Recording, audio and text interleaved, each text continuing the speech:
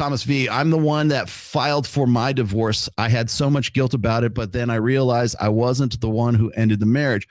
I'm just the one who did the heavy lifting of the divorce. At that point, what's interesting is like most guys, when men file for divorce, it's usually because the bitch is crazy, she's on drugs, or she's now a criminal for whatever reason. Those are really the only reasons why most men will file for divorce. And it's not like, oh, irreconcilable differences, she cheated. Most men, like they say, oh, I would never stay with the bitch who cheated on me. And trust me, most guys will.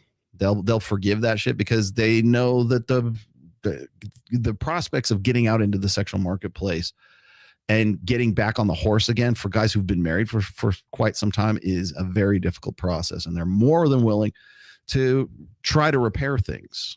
Most guys are blue pill. Most guys are in that 80th percentile, and they will put up with a whole lot more shit. They will tolerate a whole lot more shit than most women will, because women are incentivized to divorce. Men are disincentivized for divorce. And that's really the long and the short of it. Thanks, Thomas, for that.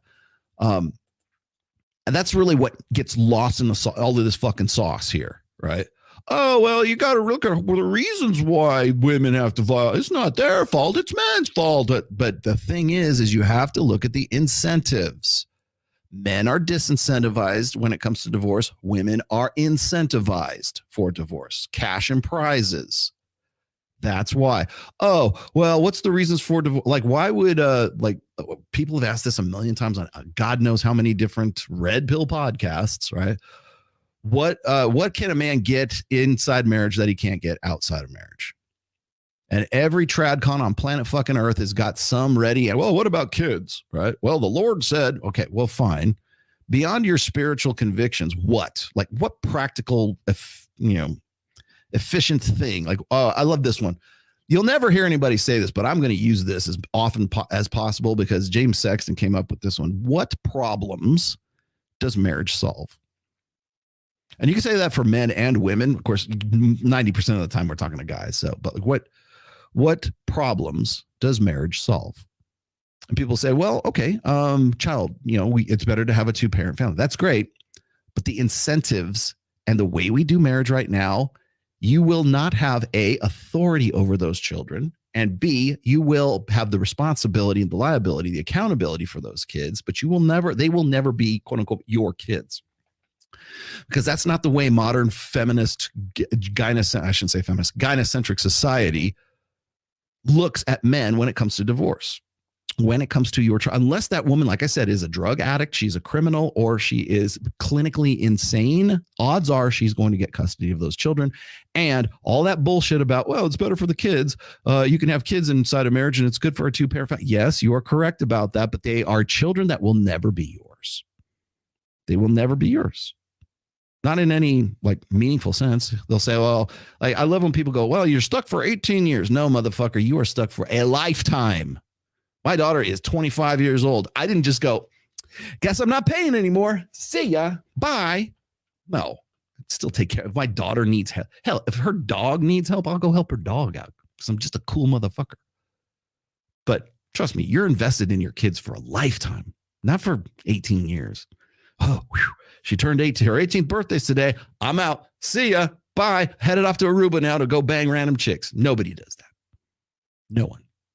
Very few. Because the guys who are going to walk away from a marriage and walk away from their kids, they're going to do it long before 18. Trust me.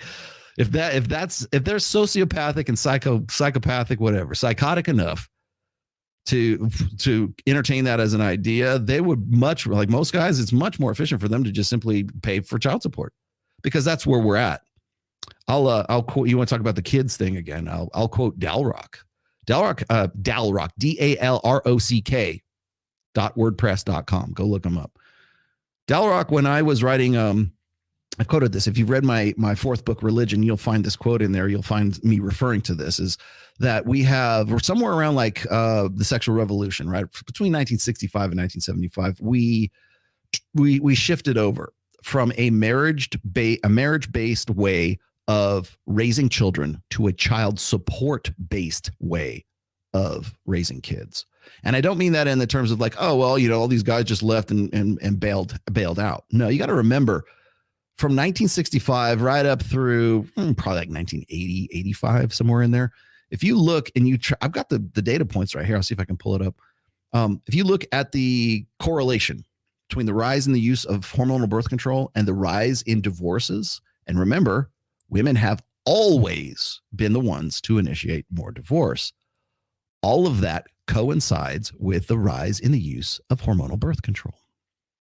So while you hear cutesy little Michaela Peterson popping off about, well, is it true that women pick the wrong guy when they're on birth control? That's just an ancillary fact, man. That's just a sideshow.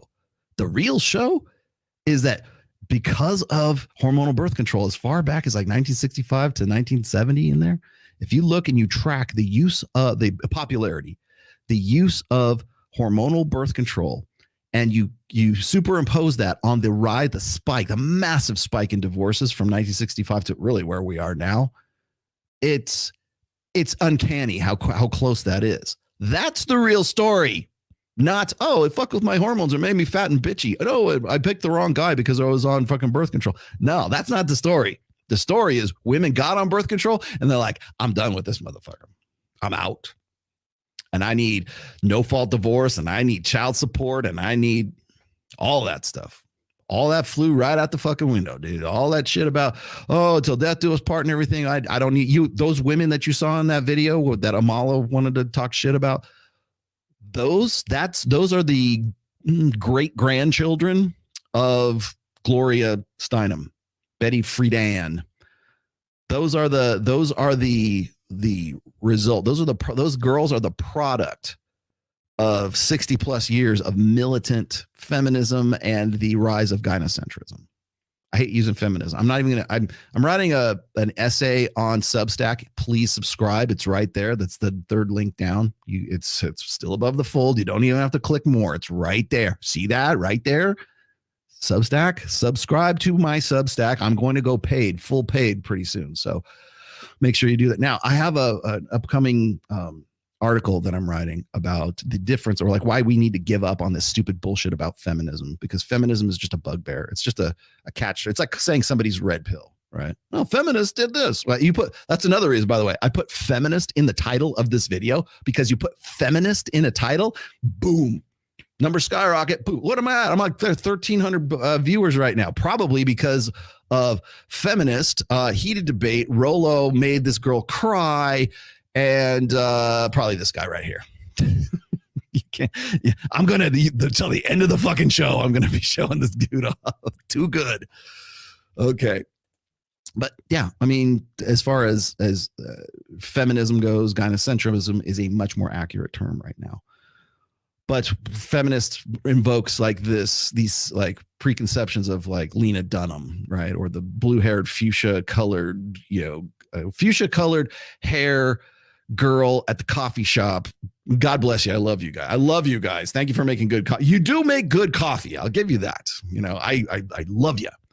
But yeah, like the underarm hair pit, if that's your thing, go for it. But like that is the mental image that we get when we conjure up the word, or we conjure it up when we hear the word feminist. Oh, it's those feminists. Let's get them. Rolo's going to get them. Yeah.